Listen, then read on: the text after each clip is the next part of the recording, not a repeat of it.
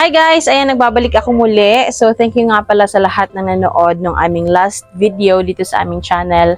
And guys, for today's video nga pala is papakainin natin or papakita ko sa inyo yung mga ilang naka-range na sabi ko naman sa inyo noon or yun nung nakaraang video namin na marami kaming ni-range or meron kami mga ilang ni-range na mga inahin na manok. So, ipapakita ko yan sa inyo ngayon guys. And for the meantime, salinisan ko muna yung aming breeder area and yung breeding pen na pinaglagyan namin ng kambing sa ngayon kasi nga wala pa kami mga sisiw and at the same time wala pa kaming breeding. So, ayun, merong mga ilang nagtanong doon or medyo nalungkot sila kasi nga wala na daw mga sisiw wherein nung nakaraan, last year or mga 2 years ago, ang dami-dami talaga naming sisiw. So, ganun naman talaga guys. And naging open naman din kami tungkol dyan sa inyo. And ayaw naming magbenta ng mga sisiw. Baka sabihin nyo na nagbebenta kami tapos wala kaming breeding na sarili namin. So, napakahirap kapag ganun. So, ayun, check na muna natin dun sa baba. And pagkatapos ko maglinis guys ng mga ilang kalat doon. Actually, ang daming kalat kasi nga ang daming dumi ng mga kambing. So, pasintabi sa lahat ng kumakain habang pinapanood tong video na to. Pero ayun guys, nalinisan ko muna yun. And then after, kasi nga, ano na rin, hapon na rin kasi guys, nasa around 3 na. So, after na nyan is papakainin natin yung mga naka-range natin ng mga alaga. So, ipapakita ko yan sa inyo yung mga, usually, na naka-range is mga inahing manok. So, nung nakaraan kasi na video guys, is hindi niya talaga nakita. So, sa ngayon is ipapakita ko sila sa inyo. And ayun, punta na muna tayo dun sa aming dating brooder area or breeding pen at nang malinisan natin guys or at nang malinisan ko para malay nyo guys anytime soon makapag-breed na kami. So ayun guys, punta na muna tayo dun.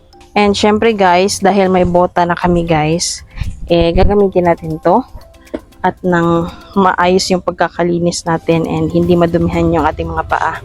Ayan guys, so ayan yung mga ilan guys, oh. Ayan, naghihintay na yan sila actually. And yung isang giant namin, pinakawalan namin or pinakawalan ko at nang makapagliwaliw din kahit papano. And ayan yung ilang mga babae guys. Ayan, mamaya papakainin natin to sila. Nandito na nga pala tayo sa aming breeding pen and brooder area noon. Ayan yung mga brooder namin guys, oh. Nakastack lang tapos ang daming nakalagay sa ibabaw. So, yan yung mga ilang gamit namin dito before. And ayun na yung area sa ngayon.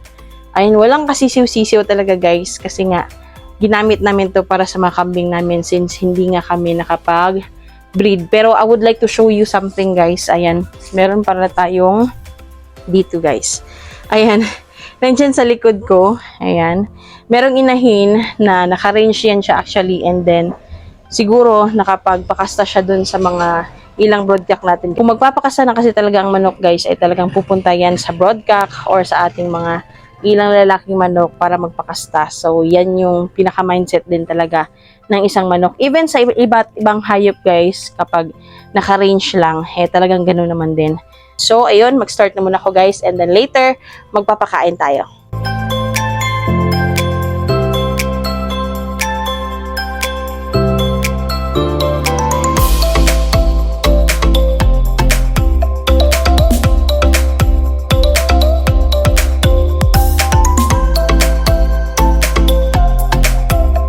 Ito yung pangatlo namin breeding pen guys. Ang dami pa sa inyo na nakaabot nito. Actually, hindi naman talaga ako always naglilinis ng bahay nila. Nasa every 2 days, ganun. Konti lang naman sila dito. Ang yung marami namin kambing is doon sa kabilang area namin. So kapag magpapasyal kami, din kami pupunta. Tapos uuwi din. And then babalikan namin. Ganun. Ayusin ko muna to lahat. At balik tayo mamaya.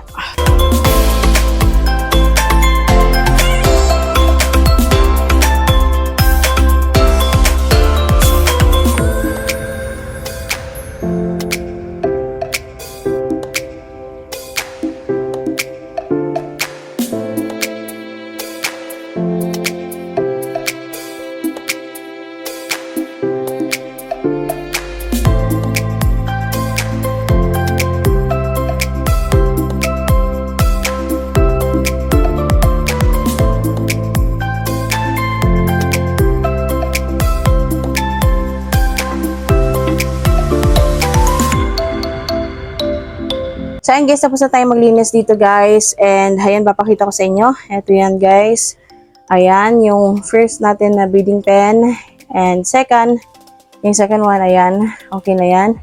And yung sa kabila, yung sinabi ko kanina na merong naglilimlim. So, okay na guys. And dito naman sa aking mga pinaglalagyan ng kambing is okay na rin. Ayan, ito na yung kanilang floor. So, mainam talaga guys na nagbota tayo. Ayan, para hindi masyadong madumi or hindi tayo madumihan. And ayan yung sa kabila guys. So, open na yung yung door na yan guys is open na yan. Kasi dyan namin pinapapasok yung aming mga kambing. And so, dito, i-close ko lang yung dito guys. Ayan, so, ito naman yung isang breeding pen. So, siguro sa susunod ko na lang din to, etong isa dito.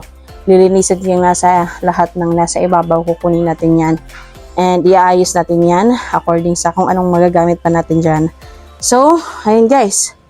And, ayan, proceed tayo dun sa sinasabi ko sa inyo kanina guys na magpapakain tayo ng ating mga alagang naka-range. Napunta tayo dun and, ayan, magpapakain tayo. So, ito yung pagkain nila sa ngayon guys. Ayan, kuha lang tayo. Hindi yan bigas guys Ano yan? Pagkain yan. Ayan. So, pakita ko sa inyo dun sa medyo maliwanag. Yung combination pala ng pagkain nila guys is Integra 3 tsaka mais. So, pinagmais na muna din namin sila guys para medyo tipid din. And at the same time, maganda sa katawan lalo na kapag medyo umuulan. Kasi medyo mainit yung corn or crack corn para sa kanila. Lalo na kapag maulan. Pero sa ganitong feeding guys talagang nagbibigay kami ng water kumpara doon sa nakaraan namin or mga ilang vlogs namin dati na nagwe-wet feeding kami. So, depende kasi yan guys. So, sa ngayon, ito yung binibigay namin. Isang ganito, kada isang shamu. Ayan, kung minsan dinadagdagan ko ng kalahati, ayan, tulad nito. At nang mabusog talaga sila. So, morning tsaka hapon. So, ayan, yung ating pagkain sa kanila. So, sa mga sisiw, iba naman. Kung may sisiw naman kami sa susunod, Integra 1 or 2 naman din yun. So, sa ngayon, kasi malalaki na sila lahat. So, eto lang yung pagkain namin. Yung iba, hindi na makakuha siya lang. Pero, teka lang, magbota muna tayo. Para mabigyan kayo lahat. Teka lang. So, naghihintay na. O, yung isa, may paraan din siya. Pero, ayan yung isa. O, diba? Okay, wait lang guys. Wait lang. Ayusin natin ang lahat. Teka lang. O, ayan guys. Ito na yung sinasabi ko. O, kain na yan sila. Dito lang sa may semento banda. At nang okay yung pagkain nila guys. So, ayan. And then, sabay bigay ako dito sa mga lalaki guys. Kasi, ito yung routine na kailangan kong sundin since yung iba dyan, pagkatapos kumain yan, yung mga agaw yan dito sa iba. Ayan na sila lahat guys. Ayan, kasama na yung pato dyan, tsaka yung ilan namin mga inahin. So, napakita ko sa inyong inahin kahapon is yung mga nasa kulungan lang. So, ayan sila lahat na natira, na naka-range din. And yung iba pala na naglimlim, nandun rin. Naglimlim sa hindi namin alam kung kaninong tatay. Pero anyway, ayan. So, ayan yung binibigay namin sa kanila. Sunod-sunod yan.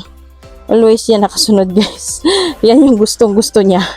Kapag wala na yung iba, dito, sige. Ayan, kain ka dyan. Hinay. Hinay, tika lang. Bigyan natin yung iba mong kasama. Ayan. Tsaka ito. Dalawahin natin para pambonus.